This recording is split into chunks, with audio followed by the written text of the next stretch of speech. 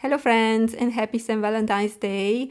I hope that you're spending a lovely day with your loved ones or just by yourself. That's okay. And personally, I feel that it's already February 14 and I've accomplished nothing with my art goals and art in general.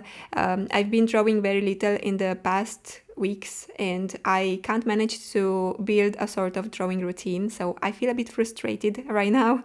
And this is the reason why today's video is about something different. It's not about art but about how I currently film for YouTube. So basically which tools I use to do my videos and what I use to edit them.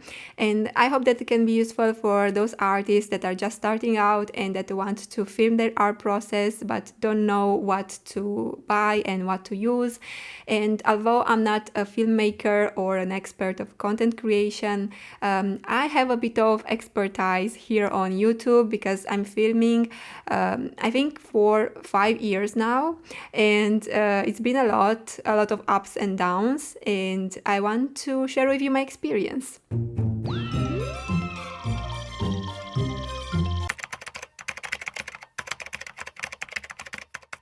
First of all, you need a camera, and I remember that when I first started out, I was using a phone that was so old and didn't had a great camera quality, but I still managed to do videos and to post content.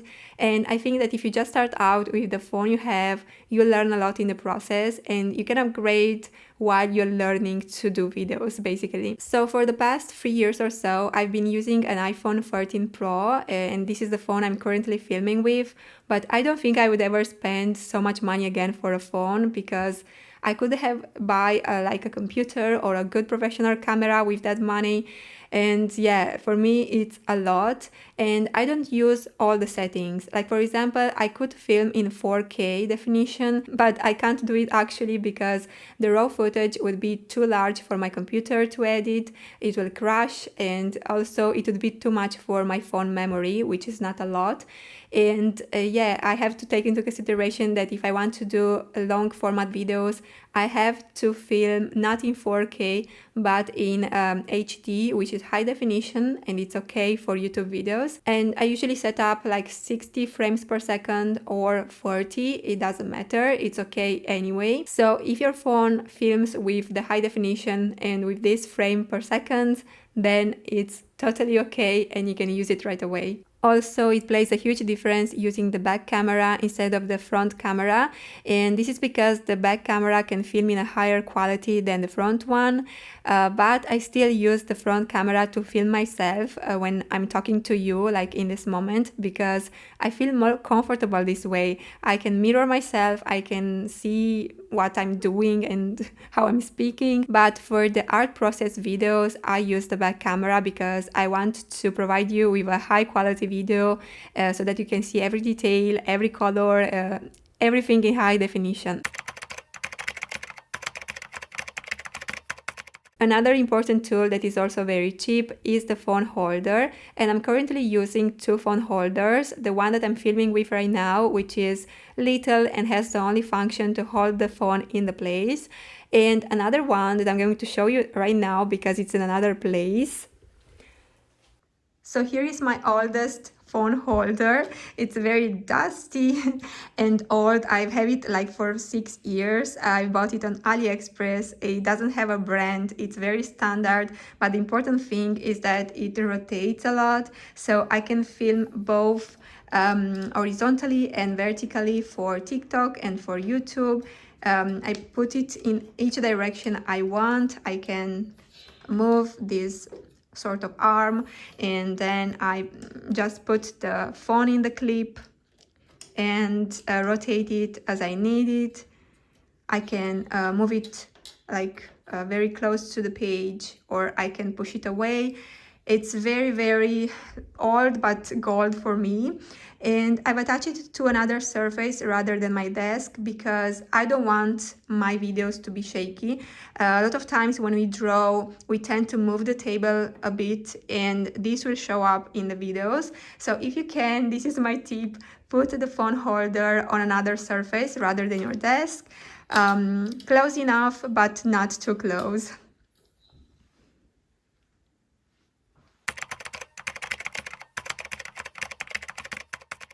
As you may have noticed, in the latest piece of the video, I had a different voice, and this is because I haven't used a microphone.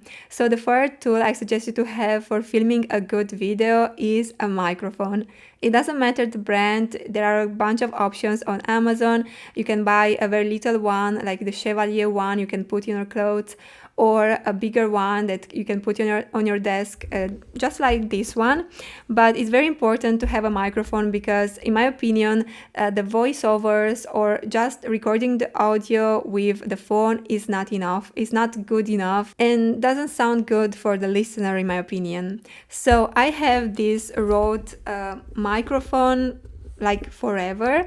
I think it's the cheapest microphone from the Rode range, because Rode it's a professional brand, so it costs a lot, and I paid like 70 euros for this one. I think now it costs around 90 euros, but you can find it also secondhand, so I suggest you to go also and watch for secondhand options. And I'd love to have also the Chevalier wireless microphone from Rode, but it costs around 150 euros, and I'd love to have it because I could carry it around and I wouldn't have to be connected to my phone like with the cable. So in order to use this microphone, I have to connect it to the iPhone or to my computer, and I also use an adapter. So I use the adapter, I put the microphone, and then I plug in the phone, because you have to do both of these actions to actually make the microphone work with the iPhone. Don't ask me why, I don't know the technical answer. So if you buy a microphone that has the wire, you have to have an adapter for the iPhone basically. I usually prefer filming in daylight because it's the best light for the colors to show off beautifully on the screen, and in general for the art process, daylight is the best. So if you can, film near to a window or to a source of daylight. But if you can't, like in this moment, because it's winter and the light is not so good, you can use a light, an artificial light. There are a lot of lights that you can attach to the table, a lot of options you can find on Amazon. I've had these Tron lights for years now, and I think they were a bit expensive, but anyway, they work very good. They have free light options on the cool side, and then they have a clip that I can attach everywhere. It's very easy, so I don't have to do much about it.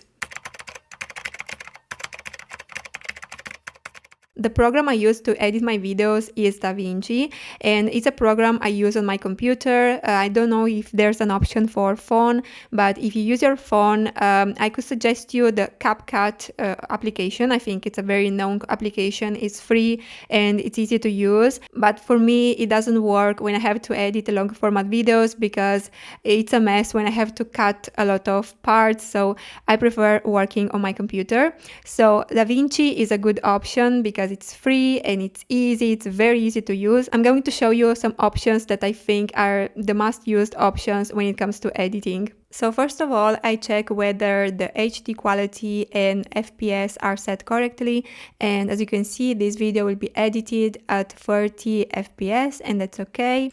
Usually this is set up by default at 24 FPS, so make sure that you correct that. And then I make sure that the snapping icon is activated. Basically when it turns white, it means it works, and it helps clips to be attached and there will not be empty moments or holes in the video. So this is very important, and I usually use the blade for cutting the parts I don't want in the video. It's a very basic tool. Also, if you want to speed up the video, you can click right on the part you want to speed up and then go on retime controls and set the speed from there. There are a few options like 200. I usually use 400 or 200 speed. Also, you can change the audio volume up or down. You can go on this setting and click on the number, then go up and down, and the volume will adjust accordingly. You can also add a text. You can put a basic title or a more dynamic title like the jitter, and you can choose the font. There are a lot of options inside, but basically all the fonts in your computer will be uploaded to DaVinci, so you can choose among them. yeah, you can add also video transitions. There are a lot of free options. Basically, there are also pay for options, but I think you don't need them. I still use the free version and I'm very happy with it. So yeah, basically this is how I edit all my YouTube videos. And now I have a little gift for everyone who arrived at this point of the video. So if you plan to do time-lapse painting videos where you don't talk, you'll need some music in the background for the viewers to enjoy your video. So if you don't want to pay for subscription and to get music, then check this website. It's called Thematic, and usually it works with points. You can earn points by rating their songs, and then you can use that points to download the music. Only the free songs, because there are also pay for songs that you can get with the subscriptions, and I think that a monthly subscription is about $8.99. So if you want to check it because you plan to use a lot of music, then you can do like 1 or 2 month subscription and see how it works. But anyway, you can get music for free. There are some free songs that I really enjoyed lately, and I think you can get the free option and go for it and start doing your videos. So we are at the end of this video, and I hope you found some useful tips inside. And also let me know in the comments if you want a video about Substack, because I know newsletters are very trending right now, and Substack is a free option that I think it's very great for a lot of artists. I have 2 pages on Substack, and I can give you some tips based on my experience. So let me know if you want a tutorial on that. And meanwhile, I wish you a wonderful weekend, a wonderful week, and we're going to see next week, next Friday, for a new video. I hope an art-related video. Thank you so much, and see you soon. Bye!